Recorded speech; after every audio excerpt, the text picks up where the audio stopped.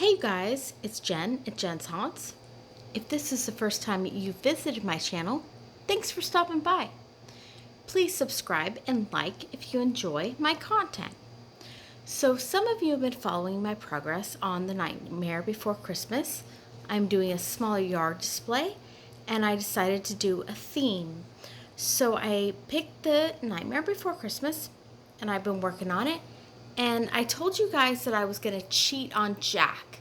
I was going to create a Jack, but not really create a Jack. So what I did was I purchased a very inexpensive Jack from buycostume.com. And he's just one of those guys that has the string hanging out of his head. And he's supposed to just, kind of blow in the wind, I guess. But I created him a full PVC pot body, just like I did for these guys. So if you're wondering how I build my bodies, just have a look back, a video or two. That's all explained. But in general, I made him out of PVC and chicken wire, a little bit of blue tape, pool noodles if I had them. And the most important thing was I covered the little face that he had. I purchased this mask several years ago. It was only $7.99. I think it's like 20 bucks now. And it was just kind of hanging out in my garage. I was getting around to making him, I guess. But I had it, so I'm enjoying this new face. The old face was not very interesting. But I did have to use extra material on the back because I cut his outfit and glue gunned it onto the new structure. So let me just show you the back. It looks a little rough right now, but that's because I'm gonna hit it with some black spray paint. And really, the kids are only gonna see this from the front, so I'm not too worried about it. I may make him some new feet. I might not. They were just like tiny, cheap little feet filled with that stuffing for dog toys. It wasn't really anything to brag about. But once modified and they're all together, I think he's going to be fine. I had to really make sure he was tall enough because I did make Locke a little bit too tall with her hat. So Evelyn, do you think you can go over there and show us how tall? Give us a comparison. Evelyn is 42 inches without shoes on. I don't want to be in a video right now. Okay, well just stand over there. So Evelyn's... I'm like about to maybe. Okay. I'm about to not. Stand next to your favorite guy. My favorite guy? Yeah. Okay. All right. Yeah.